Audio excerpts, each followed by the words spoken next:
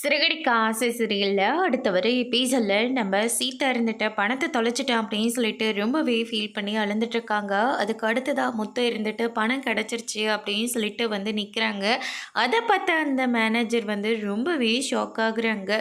என்னையா ஏதோ பணம் கிடைச்சிருச்சுன்னு சொல்கிற? ஆமாம், பணம் கிடைச்சிருச்சு அப்படின்ற மாதிரி வந்து சொல்லிடுறாங்க. அதுக்கு அடுத்ததா மாமா எப்படி பணம் கிடைச்சது அப்படின்னு சொல்லிட்டு கேட்கவும், உடனே அருண் இருந்துட்டு நீங்கள் தான் ஆளை செட் பண்ணி சீதா கிட்டே இருந்த பணத்தை திருடினீங்களா அப்படின்னு சொல்லிட்டு நம்ம அருண் வந்து கேட்கவும், உங்கள் புத்தி சரியாகவே யோசிக்காதா, போலீஸ்காரன் புத்தி அவ்வளோ கேவலமாக தான் யோசிக்குமா அப்படின்னு சொல்லிட்டு மீனா ஒரு பக்கம் பயங்கரமாக கோவப்படவும், எப்படிங்க இந்த பணம் கிடச்சிது அப்படின்னு சொல்லிட்டு கேட்குறாங்க. நடந்த எல்லா விஷயத்தையும் வந்து சொல்கிறாங்க. அந்த ரவுடிங்க என் கார்கிட்ட தான் வந்து மோதினாங்க.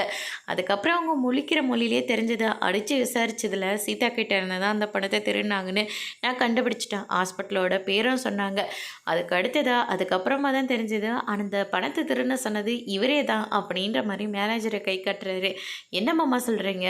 ஆமாம்மா, கரெக்டாக உங்ககிட்ட பணத்தை கொடுத்து அமிச்சு அதுக்கப்புறமா வாட்ச்மேனும் கூட இல்லைன்னு தெரிஞ்சுக்கின உடனே இவர் அவங்க செட் பண்ண ஆளை வச்சு ஆட்டோவை வழிமறைச்சு உங்ககிட்டேருந்து பணத்தை திருட சொன்னதே இதோ நிற்கிறாரு மேனேஜர், இவர் தான் அப்படின்ற மாதிரி சொல்லிடுறாங்க.